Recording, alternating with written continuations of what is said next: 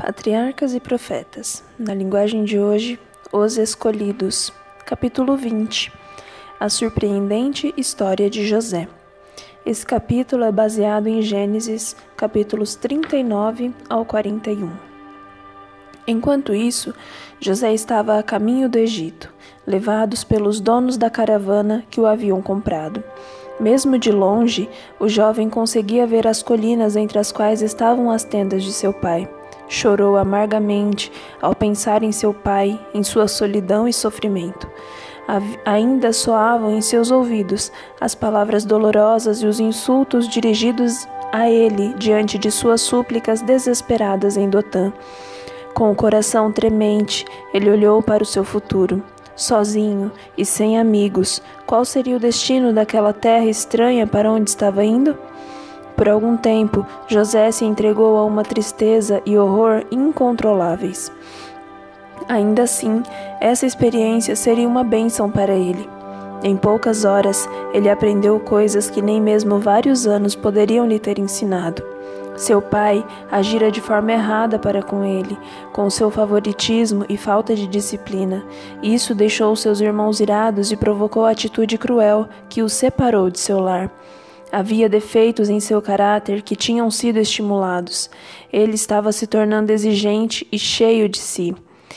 Sentia que não estava preparado para lidar com as dificuldades que estava diante dele na vida cruel e de abandono de um escravo. Então, seus pensamentos se voltaram para o Deus de seu pai. Várias vezes tinha ouvido a história da visão de Jacó quando saiu de sua casa como um exilado e fugitivo. Contaram a ele a respeito das promessas do Senhor a Jacó e como, na hora da necessidade, os anjos vieram para ensinar, confortar e proteger. Tinha aprendido do amor de Deus em dar um redentor. Todas essas preciosas lições vividamente vieram à tona. José tinha certeza de que o Deus de seus pais seria o seu Deus. Entregou-se completamente ao Senhor ali mesmo e orou para que o guarda de Israel estivesse com ele em seu exílio. Todo o seu ser tremeu diante da elevada resolução de se mostrar fiel a Deus, de agir como um súdito do Rei do Céu. Ele enfrentaria as provações em sua vida com coragem e cumpriria fielmente o seu dever. A terrível experiência de ser um único dia fez com que deixasse de ser uma criança mimada para se tornar um homem ponderado, corajoso e confiante. Quando chegou ao Egito, José foi vendido a Potifar, capitão da guarda real. Durante 10 anos, foi exposto a tentações, em meio à idolatria, rodeado de toda a pompa da realeza, da riqueza e da cultura da mais alta nação civilizada que existia na época. Mesmo assim, José manteve a sua lealdade a Deus. Estava rodeado de cenas e sons indesejáveis, mas era como se nada visse ou ouvisse. Ele não permitia que seus pensamentos se ocupassem com coisas proibidas. O desejo de alcançar o favor dos egípcios não o fazia abrir mão de seus princípios. Não fazia qualquer esforço para ocultar o fato de que era um adorador de Jeová. Seu patrão percebeu que o Senhor estava com ele e o que o fazia prosperar em tudo o que realizava. A confiança de Potifar em José aumentava dia a dia e, finalmente, ele o promoveu a seu mordomo, com total controle sobre todos os seus bens.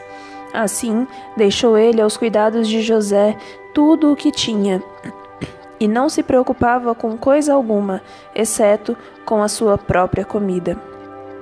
O dinamismo, prontidão, zelo e energia de José estavam coroados pela bênção divina. Mesmo seu senhor idólatra aceitava isso como o segredo de sua prosperidade. Deus era glorificado pela fidelidade de seu servo. Era seu objetivo que o crente em Deus aparecesse em marcante contraste com os adoradores de ídolos. Assim, a luz da graça celestial resplandeceria em meio às trevas do paganismo. O capitão chegou a considerar José como um filho, em vez de um escravo. O jovem foi levado a entrar em contato com homens de posição e elevado nível intelectual, adquirindo não apenas conhecimento das ciências, idiomas e negócios, mas também uma educação necessária para ser o futuro primeiro-ministro do Egito. Tentação quase invencível. A esposa do senhor de José tentou induzir o jovem a transgredir a lei de Deus. Ele tinha permanecido incontaminado da corrupção que enchia aquela terra pagã, mas essa tentação tão repentina, tão forte, tão sedutora, como deveria lidar com ela? José bem sabia o que a recusa lhe traria. De um lado estavam a cumplicidade, os favores e as recompensas, do outro, a desgraça, a prisão e talvez a morte. Toda sua vida futura dependia da decisão do momento. José seria fiel a Deus? Com inexprimível ansiedade, os anjos olhavam para aquela cena. A resposta de José revela o poder do princípio religioso. Ele não trairia a confiança do Senhor na terra, e fossem quais fossem as consequências, seria fiel ao seu Senhor do céu. O primeiro pensamento de José foi em Deus. Como poderia eu, então, cometer algo tão terrível e pecar contra Deus? Disse ele. Os jovens devem sempre se lembrar de que onde quer que estejam, o que quer que façam, sempre se encontram na presença de Deus. Nada em nossa conduta deixa de ser observada por Ele. Não podemos ocultar nossos caminhos do Altíssimo. Para cada ação há uma testemunha invisível.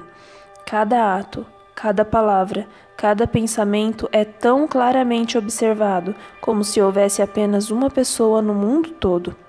José sofreu por manter sua integridade. Sua tentadora se vingou, fazendo com que ele fosse colocado na prisão. Se Potifar tivesse acreditado na acusação feita por sua esposa contra José, o jovem hebreu teria perdido a vida. Mas a simplicidade e lealdade que tinham caracterizado sua conduta eram provas de sua inocência. Para salvar a reputação da casa de seu senhor, ele sofreu a desonra e a escravidão. No início, José foi tratado severamente pelos carcereiros. O salmista diz: machucaram-lhe os pés com correntes e com ferros prenderam-lhe o pescoço, até cumprir-se a sua predição e a palavra do Senhor confirmar o que dissera. Salmos 105, 18 e 19. José na prisão. O verdadeiro caráter de José brilhou mesmo na prisão. Os anos de serviço fiel que havia prestado foram pagos da maneira mais cruel. Porém, ainda assim, não ficou deprimido ou perdeu a confiança. Ele tinha paz e deixou seu caso nas mãos de Deus. Não ficava pensando nas injustiças cometidas contra ele e procurava aliviar as tristezas dos outros. Mesmo na prisão, encontrou um trabalho que poderia fazer. Deus o estava preparando na escola da aflição para um propósito maior. E ele não se recusou a receber a disciplina necessária. Aprendeu lições de justiça, simpatia e misericórdia que o prepararam para usar o poder com sabedoria e compaixão. Aos poucos, José foi ganhando a confiança do carcereiro da prisão, que acabou confiando a ele a guarda de todos os prisioneiros. Sua conduta na prisão, sua integridade, sua simpatia por aqueles que viviam em angústia e sofrimento, abriu o caminho para que se tornasse um homem próspero e honrado no futuro. Quando inspirados por um motivo justo, toda palavra bondosa falada aos aflitos, todo ato realizado para aliviar os oprimidos e tudo que for dado aos necessitados resultarão em bênçãos para o doador. O padeiro-chefe do rei e o copeiro-chefe tinham sido presos por um ato errado que cometeram e ficaram sob a responsabilidade de José. Certa manhã, ele percebeu que pareciam muito tristes e bondosamente perguntou por que estavam daquele jeito. Explicaram que cada um deles havia tido um sonho fora do comum e queriam muito saber qual era o seu significado. Não são de Deus as interpretações? Disse José. Contem-me o sonho. Gênesis 40, versículo 8. Depois que cada um contou o sonho que teve, José revelou o seu significado. Em 3 dias, o copeiro seria reintegrado ao seu cargo e daria o copo nas mãos do faraó, como fazia antes, mas o padeiro seria morto por ordem do rei. Nos 2 casos, aconteceu conforme havia sido predito.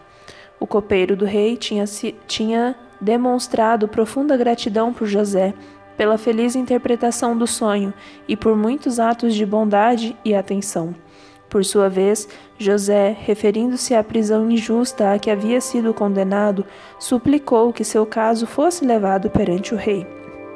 Quando tudo estiver indo bem com você, disse ele, lembre-se de mim e seja bondoso comigo. Fale de mim ao faraó e tire-me dessa prisão, pois fui trazido à força da terra dos hebreus, e também aqui nada fiz para ser jogado nesse calabouço. O copeiro-chefe viu que seu sonho tinha se realizado em todos os detalhes, mas quando foi restaurado ao favor real, ele se esqueceu daquele que o havia ajudado. José permaneceu como prisioneiro por mais 2 anos. A esperança que tinha começado a arder em seu coração, pouco a pouco foi se apagando, e às outras provações foi acrescentada a mais amarga dor da ingratidão. Entretanto, a mão divina estava pronta para abrir as portas da prisão. Em uma noite, o rei do Egito teve 2 sonhos que indicavam aparentemente o mesmo acontecimento e pareciam estar prevendo uma grande calamidade. Os magos e sábios não puderam dar a interpretação. A perplexidade do rei aumentava e o terror se espalhou por todo o palácio. A agitação real fez com que o copeiro-chefe se lembrasse do próprio sonho. Com ele, veio à sua lembrança o pedido de José e o remorso por seu esquecimento e ingratidão. Imediatamente, ele informou ao rei como seu sonho e o sonho do padeiro-chefe tinham sido interpretados por um escravo hebreu e como as predições haviam se cumprido. Era humilhante para o faraó consultar um escravo, mas ele estava disposto a fazer isso para que a sua mente perturbada se acalmasse. José foi enviado imediatamente ao palácio, tirou suas roupas de prisioneiro e foi levado à presença do rei. O faraó disse a José: "Tive um sonho que ninguém consegue interpretar, mas ouvi falar que você, ao ouvir um sonho, é capaz de interpretá-lo." Respondeu-lhe José: "Isso não depende de mim, mas Deus dará ao faraó uma resposta favorável." Gênesis capítulo 41, versos 15 e 16. José modestamente recusou a honra de possuir sabedoria superior. Somente Deus pode explicar esses mistérios. O faraó começou então a relatar seus sonhos. "Sonhei que estava em pé, à beira do Nilo, quando saíram do rio 7 vacas, belas e gordas, que começaram a pastar entre os juncos. Depois saíram outras 7, raquíticas, muito feias e magras. Nunca vi vacas tão feias em toda a terra do Egito. As vacas magras e feias comeram as 7 vacas gordas que tinham aparecido primeiro. Mesmo depois de havê-las comido, não parecia que o tivessem feito, pois continuavam tão magras como antes. Então acordei. Depois tive outro sonho. Vi 7 espigas de cereal cheias e boas, que cresciam num mesmo pé. Depois delas brotaram outras 7, murchas e mirradas, ressequidas pelo vento leste. As espigas magras engoliram as 7 espigas boas. Contei isso aos magos, mas ninguém foi capaz de explicá-lo." A interpretação do sonho do faraó. O faraó teve um único sonho, disse-lhe José. Deus revelou ao faraó o que está para fazer. Gênesis 41, verso 25. Haveria 7 anos de muita fartura. Os campos e hortas produziriam em grande quantidade, como nunca antes. Esse período seria seguido por 7 anos de fome. A fome que virá depois será tão rigorosa que o tempo de fartura não será mais lembrado na terra. "Procure agora o faraó", disse ele, "um homem criterioso e sábio, e coloque-o no comando da terra do Egito. O faraó também deve estabelecer supervisores para recolher 1/5 da colheita do Egito durante os 7 anos de fartura. Eles deverão recolher o que puderem nos anos bons que virão e fazer estoques de trigo que, sob o controle do faraó, serão armazenados nas cidades. Esses estoques servirão de reserva para os 7 anos de fome que virão sobre o Egito, para que a terra não seja arrasada pela fome. A interpretação foi racional e coerente. A política recomendada era sólida e não tinha como ser colocada em dúvida. A quem poderia ser confiada a execução desse plano? A preservação da nação dependeria da sabedoria dessa escolha. Por algum tempo, a questão dessa indicação esteve em estudo. Por meio do copeiro-chefe, o monarca tomou conhecimento da sabedoria e prudência demonstradas por José na administração da prisão. Era evidente que ele tinha uma habilidade administrativa superior. Em todo o reino, José foi o único homem dotado de sabedoria para indicar o perigo que ameaçava o país e o preparo necessário que deveria ser feito para enfrentar uma situação como aquela. Não havia ninguém entre os oficiais do rei tão bem qualificado para conduzir os negócios da nação naquele momento de crise. Será que vamos achar alguém como este homem, em quem está o Espírito Divino? Gênesis capítulo 41, verso 38.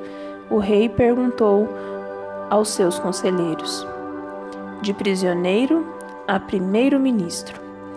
Foi feito então a José o surpreendente anúncio: uma vez que Deus lhe revelou todas essas coisas, não há ninguém tão criterioso e sábio como você. Você terá o comando de meu palácio, e todo o meu povo se sujeitará às suas ordens. Somente em relação ao trono serei maior que você.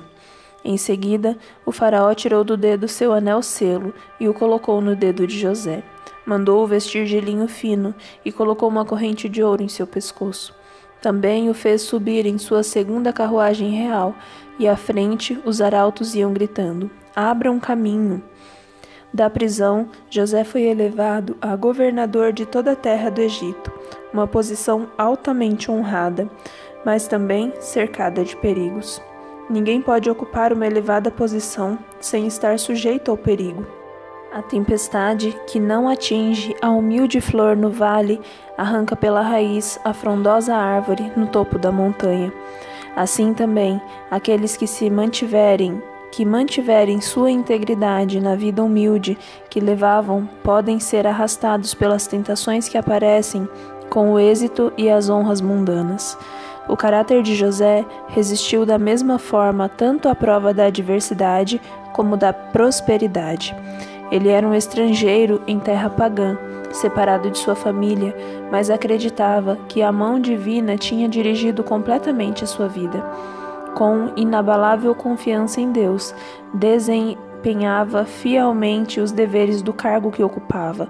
A atenção do rei e dos grandes homens do Egito fora dirigida ao verdadeiro Deus, e eles aprenderam a respeitar os princípios revelados na vida de José como adorador de Jeová. Em seus primeiros anos, José seguiu o seu dever e não a inclinação. A integridade, a simples confiança, a nobre natureza do jovem produziram frutos em seus atos quando homem. As circunstâncias variadas que encontramos dia a dia são destinadas a provar a nossa fidelidade e a nos qualificar para maiores responsabilidades. Ao se apegar aos princípios, a mente se acostuma a atender às exigências do dever acima do prazer e da vontade. A mente assim disciplinada não oscila entre o que é certo e o errado, como a cana balança ao vento. Pela fidelidade nas pequenas coisas, adquirem forças para serem fiéis nas coisas maiores. Um caráter reto tem maior valor do que o ouro de Ofir. Sem ele, ninguém pode alcançar uma elevada posição. A formação de um caráter nobre representa o trabalho de uma vida inteira. Deus oferece as oportunidades. O êxito depende do uso que cada um de nós fazemos delas.